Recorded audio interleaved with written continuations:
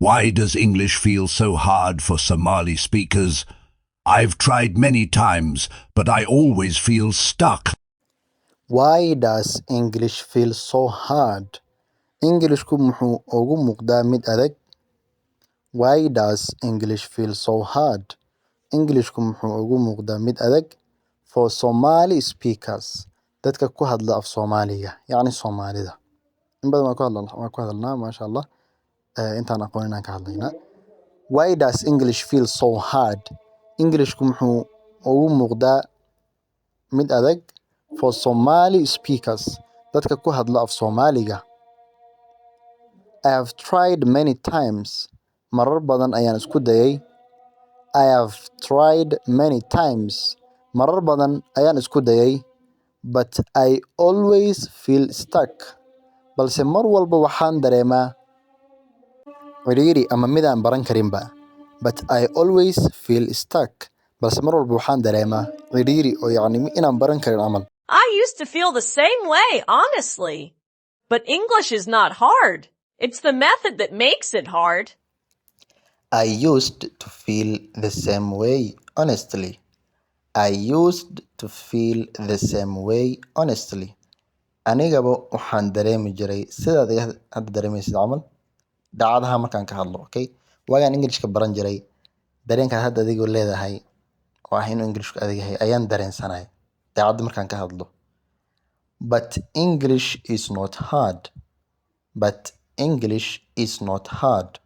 Balse Englishku ma adka. Balse Englishku ma adka. It is the method that makes it hard. It is the method that makes it hard. It is the method waa qaabkaad adigu u dhiganaysid, okay? That makes it hard. Waxa ka dhigaya inuu adag yahay, okay? It is the method that makes it hard. Qaabkaad u baranaysid ayaa kuu fududayn kara kuuna adkeyn kara. The method? What do you mean by that? The method يعني habdhigashada. Okay, su'aal waay. The method habdhigashada. Habdhigashada iga dhigi karta inaan يعني isfahan barto ama aanan baran. What do you mean by that? What do you mean by that? What do you mean by that? Maxaa ka wada arrinka? Muusan fahmin ardaygu. Most Somalis start with grammar rules first. But that's backwards. We should start with listening and simple daily sentences. Most Somalis start with grammar rules first.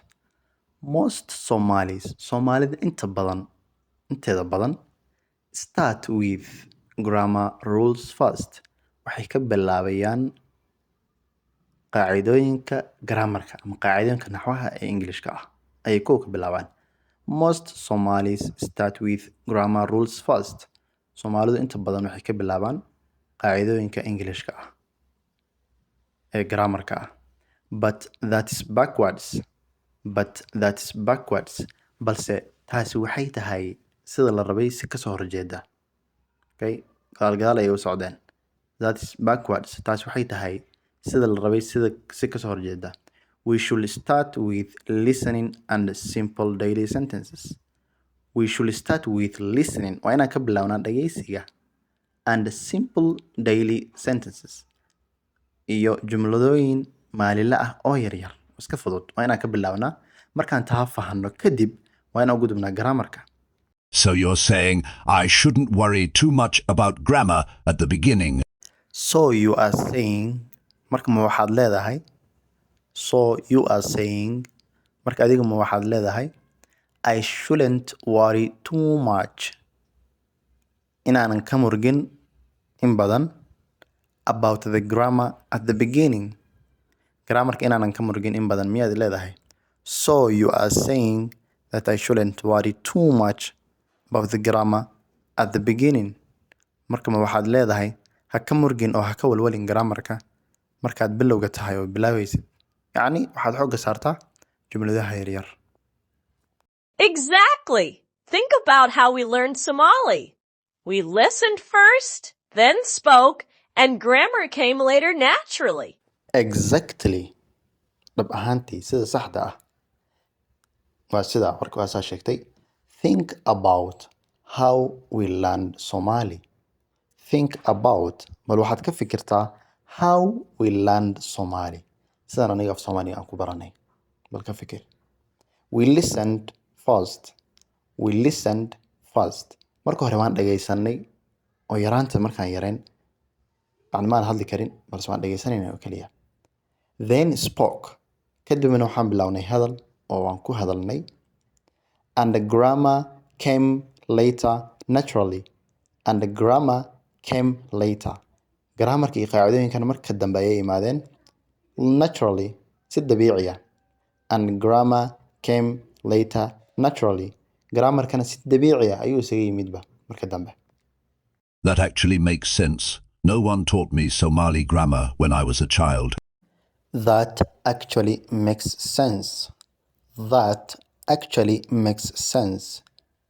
dhab ahaantii arrintaasa ka hadashay waa wax macquul gal ah waa wax aqli gal oo la qaadan karo it makes sense that actually makes sense arrintaasi waa wax la qaadan karo oo macquul ah no one taught me Somali grammar cidna imaysan barin grammarka yani naxwaha Soomaaliga no one taught me Somali grammar cid i bartay ma jirto naxwaha ama grammarka Soomaaliga when I was a child markaan yaray when I was a child markaan yaray cid i bartay ma leh kaliya waan dhagaysan jiray kadibna waan ku hadlay grammarka dasaan aan ku garanayaaba Right! English should be the same. Start with easy words, short sentences, and repeat them every day. right صح weeye English should be the same English kuna waa inuu sidaa ku ahaada Soomaaliga camal start with easy words ka bilow ereyo fudfudud start with easy words ereyo fudud ku bilow short sentences jumlado gaagaaban short sentences jumlado gaagaaban and repeat them every day maalin walbana ku celceli markaa and repeat them every day maalin walbana ku celceli But I'm scared of making mistakes when I speak. but I'm scared of making mistakes balse anigu waxaan ka baqayaa inaan khaladaad galo but I am scared of making mistakes balse anigu waxaan ka baqayaa inaan khaladaad galo when I speak markaan hadlayo okay markaan dhaho English ku hadal waxaan ka cabsanayaa oo ka baqayaa inaan khalad galo oo maaragtaanay wax jirin aan ku hadlo Making mistakes means you're learning. Silence is worse than mistakes. Making mistakes means you are learning. Making mistakes means you are learning. Making mistakes means inaad khaladaad gasho waxay ka dhigan tahay you are learning inaad wax baranaysid. Silence is worse than mistakes. Silence is worse than mistakes. Aamuska iyo aamusanaanta ayaa ka xun khaladaadka la galo. qofka inuu iska aamusnaado oo yiraahdo inaan khalad galan ka baqayaa waxaa ka wanaagsan inuu hadlo oo khalad galo oo saa ku sii socdo Haha, I like that. Silence is worse than mistakes. I like that waan ka helay arrinka silence is worse than mistakes silence is worse than mistakes aamusnaanta ayaa ka xun khaladaadka aamusnaanta ayaa ka xun khaladaadka Yes! And for Somali speakers, comparing English with Somali helps a lot. Yes, and for Somali speakers, dadka ku hadla af Soomaaliga, dadyowga ku hadla af Soomaaliga, comparing English with Somali helps a lot. Comparing inay la barbar dhigaan English with Somali Englishka inay Soomaaliga la barbar dhigaan yani qaabka Soomaali ku dhigtaan inay English ku dhigtaan helps a lot aad bay u caawinaysaa wax badan ayay ka caawinaysaa how does that help arrinkaasi siduu inoo caawin karaa inaan Soomaaliga iyo Englishka isbarbar dhigno siduu inoo caawin karaa When you know the meaning in Somali first, your brain understands faster and remembers longer. When you know the meaning in Somali first. Markaad taqaanid ereyga macnihiisa markaad af Soomaali ku taqaanid markii horeba when you know the meaning in Somali. Markaad ku taqaanid ereygan macnihiisa Soomaali ahaan markaad u taqaanid, your brain understands faster. Your brain understands faster. Maskaxdaadu dhaqsi ayay fahantaa, dhaqsi ayay fahmaysaa, and remembers longer. Waqti dheer ama muddo dheerna way xasuusanaanaysaa ereygaas. Qaacida haddii lagu siiyana waa sidoo kale. Maskaxda dhaqsi ay fahmaysaa, xasuus badan uu ku yeelanayaa, dhaqsi iloobi maysid. So learning English in Somali explanations is actually a good thing. So learning English in Somali explanations. So learning English in Somali explanations. Marka Ingiriisiga in lagu barto sharaxaad Soomaaliya. Yani qofku wuxuu baranayaa erey English ah, Soomaali ku dhiganayaa, is actually a good thing. Dhab ahaantii ma wax fiican ba? Is actually a good thing. Dhab ahaantii wax fiican miya? It's the best thing, especially for beginners. It removes fear and builds confidence. It's the best thing. Waa qaabka ugu fiican, waa sida ugu fiican. Okay? It is the best thing. Waa waxa ugu fiican ba insaan loo dhigto.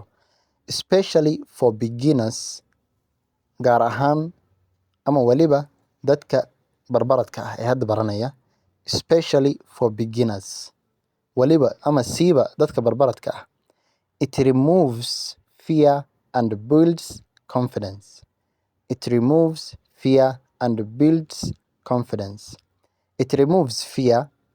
Qaabka wax loo dhigto waxay ka saaraysaa cabsida inaad khalad gasho, and builds confidence.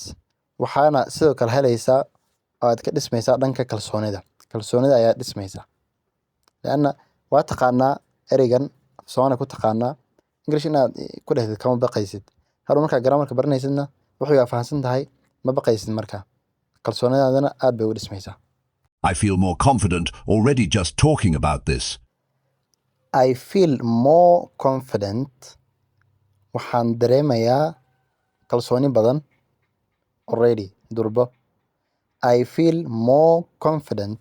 Waxaan dareemayaa kalsooni badan already durbo. Just talking about this.